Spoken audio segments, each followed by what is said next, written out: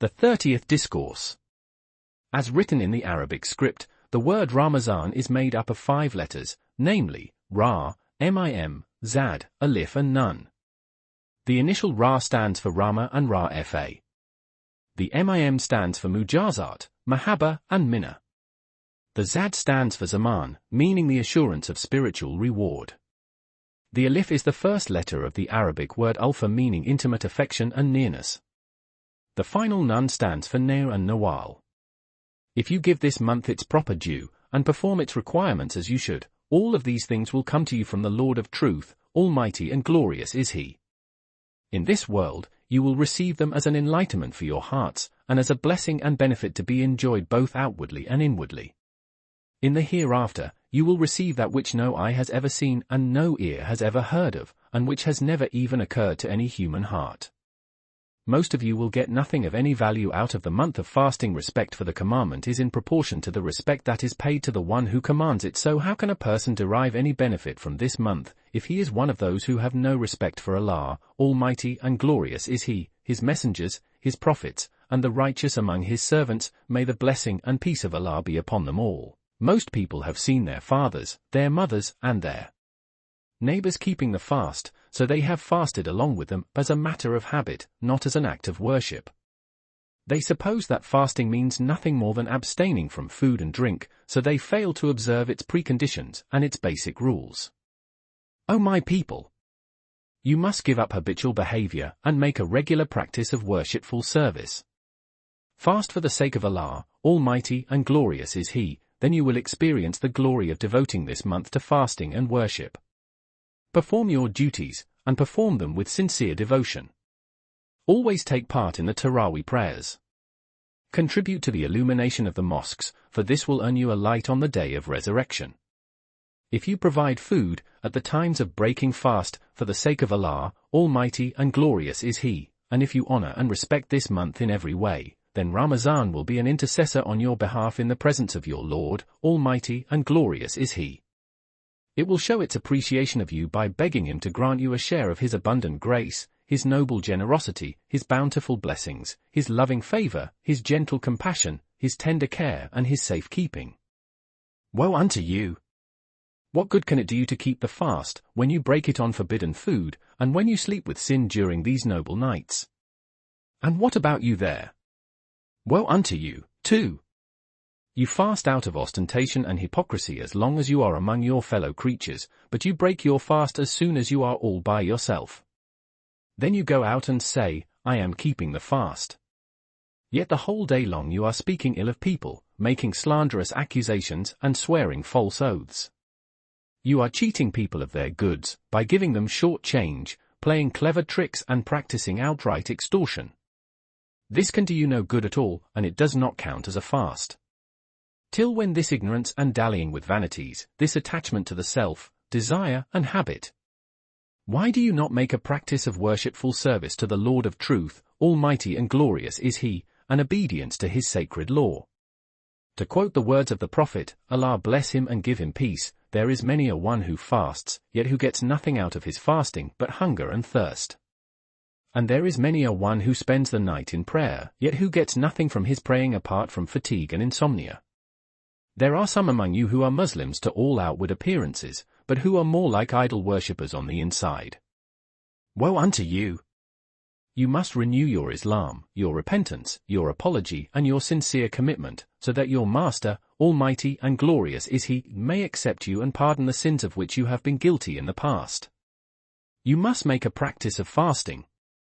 You should be grateful to your Lord, Almighty and glorious is He, for the manner in which He has prepared you for the fast and enabled you to keep it. Where you are concerned, fasting should be practiced by your ears, your eyes, your hands, your feet, and all the limbs and organs of your physical body, as well as by your heart. The whole of your outer being should keep the fast, and the whole of your inner being should do likewise. This means that, when you are fasting, you must refrain from telling lies, from giving false witness, from damaging the reputation of other people through backbiting, slander and defamation, and from the misappropriation of their goods. There is no point in fasting unless you pay attention to some of your sins, and rid yourselves of them, for if you indulge in them, how can you derive any benefit from your fast? Surely you must have heard the saying of the Prophet, Allah bless him and give him peace, the fast is a suit of armor. The significance of this saying of his is that a suit of armor shields and protects the person who wears it. This is why a warrior's shield is also called a mijana, because it provides protective covering for its owner, and prevents the arrows from striking him. From the same root is applied to a person who is out of his mind, he is called mainun, because his rational mind is covered up. The fast is a suit of armor for someone who fasts with an attitude of pious restraint, dutiful devotion, and sincere commitment, for in this case it will indeed protect him by warding off the afflictions of this world and the hereafter. O keeper of the fast! Give the poor and the needy a share of your food, for this will increase your spiritual reward, and it will be a sign that your fast has been accepted when the time comes for you to break the fast. Nothing will remain of all this affluence, except for that which you send on ahead to your account in the hereafter. You must therefore make such advance payments while you are still able to send them on ahead. On the day of resurrection you will be assembled hungry, thirsty, naked, afraid, abashed, terrified and humiliated. If a person provides food for others here in this world, he will be supplied with food on that day. If someone provides water for others to drink here in this world, he will be supplied with water to drink on that day. If someone provides clothing for others to wear in this world, he will be supplied with clothes to wear on that day. If someone is afraid of the Lord of Truth and feels ashamed before him here in this world, he will be able to feel safe on that day. If someone is merciful to others here in this world, Allah, Almighty and Glorious is He, will treat him mercifully on that day. In this month there is a night which is the most splendid night in the whole year, and that is the night of power. It has signs by which its advent is apparent to the righteous among the servants of Allah, Almighty and Glorious is He. Those who have their eyes unveiled can see the light of the divine power which is held in the hands of the angels, the light of their faces, the light of the gates of heaven, and the light of the Spirit of the Lord of Truth, Almighty and Glorious is He, because on that night they descend from on high to the people of the earth. O my people! Do not focus your concern upon your supply of food, for that is an ignoble concern. You have sometimes been put to the test in respect of food and drink, but you have always had sufficient in the matter of sustenance, so do not worry about it. Glory be to the Everlasting One, who has no fear, who neither eats nor drinks. Your greed never takes a rest. You must increase your pious restraint and your trustworthiness. Woe unto you! This world lasts only for an hour, so spend it in worshipful obedience. Make a practice of pious restraint under all the circumstances in which you may find yourselves, in the affairs of this world and in the affairs of the hereafter. You will prosper if you make a practice of pious restraint, for then there will be no evidence left to support a case against you, and Allah, Almighty and Glorious is He, will be well pleased with you. A certain righteous man once appeared to someone in a dream, after his death. He was asked, "What has Allah done with you?" To this he replied, "I performed my ritual ablution one day in a public steam bath, then I made my way to the mosque. When I was almost there, I noticed that an area on one of my feet, a spot no bigger than the size of a dirham, had gone untouched by the water. So I went back and washed that area.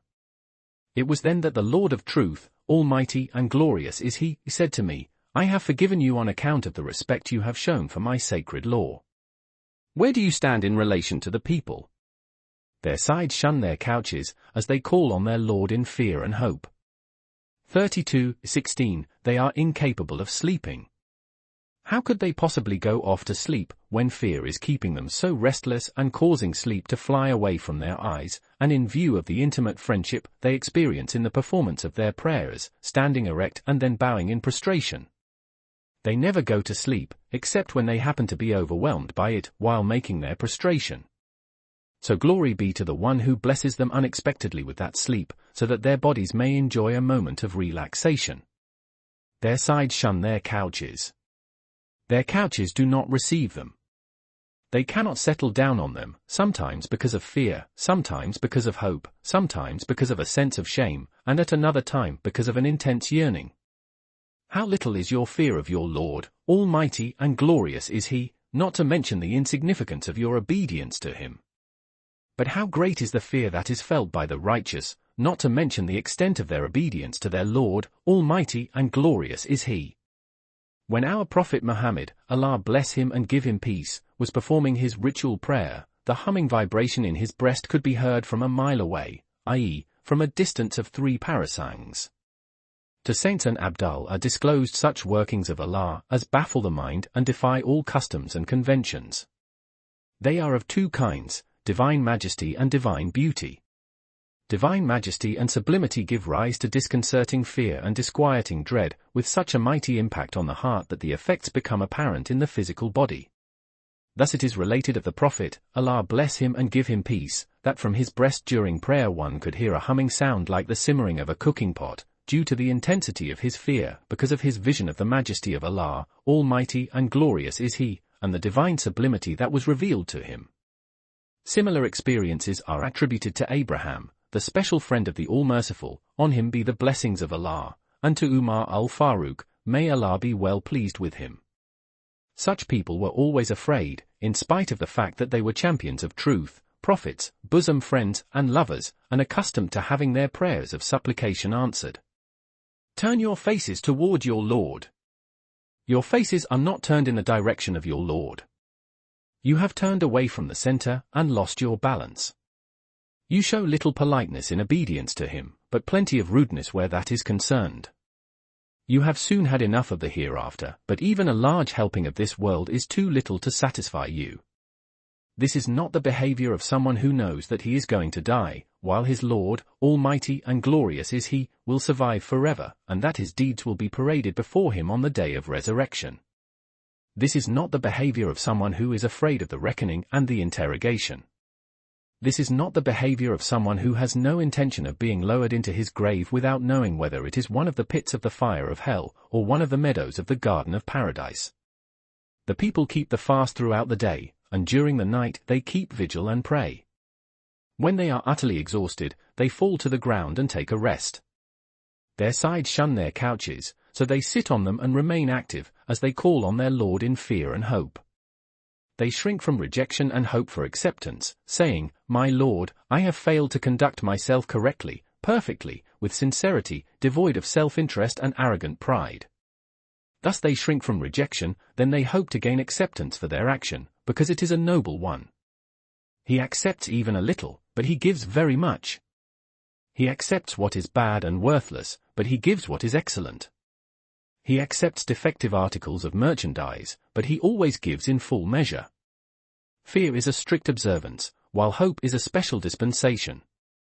The people are in a state of oscillation between fear and hope, sometimes swinging closer to the one, and sometimes to the other. At one time they are involved with the outer, at another time with the inner. At one time giving, at another time withholding. They continue in this fashion until the script of destiny reaches its appointed conclusion, and their hearts attain to their Creator. From that point on, there is no longer any special dispensation as far as they are concerned, and there are no longer any shades of grey. Strict observance and pure clarity are now the order of the day.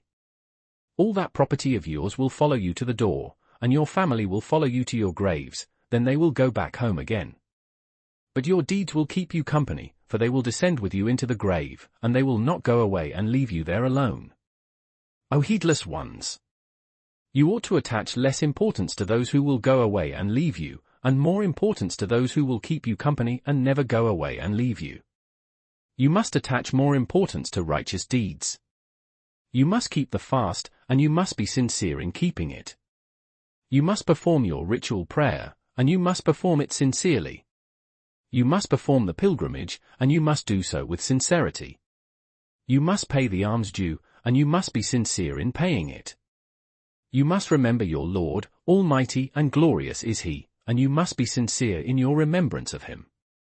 You must serve the righteous and draw close to them, and you must be sincere in your service to them. Pay more attention to your own faults, and take no notice of the faults of other people. Command what is right and fair, and forbid what is wrong and unfair. Do not pry into the business of other people, and do not expose their private affairs. You may criticize what they choose to make public, but it is not for you to concern yourself with what they keep hidden from view. Concentrate on yourselves, and do not try to run other people's lives. Do not spend so much time discussing matters that do not concern you. As the Prophet, Allah bless him and give him peace, has said, part of the excellence of a man's Islam is paying no attention to that which does not concern him. Your own faults ought to concern you, but the faults of other people are no concern of yours. You must obey. Behave correctly. Do not get angry and do not be guilty of sinful disobedience. Affirm the divine unity and do not associate partners with Allah. Your tendency to rely on fellow creatures and material means is a form of polytheistic idolatry. Woe unto you! You are bloated with indignation and resentment, whether he gives you something different or takes something away from you. Your anger is the same, whether he brings something forward or puts something back.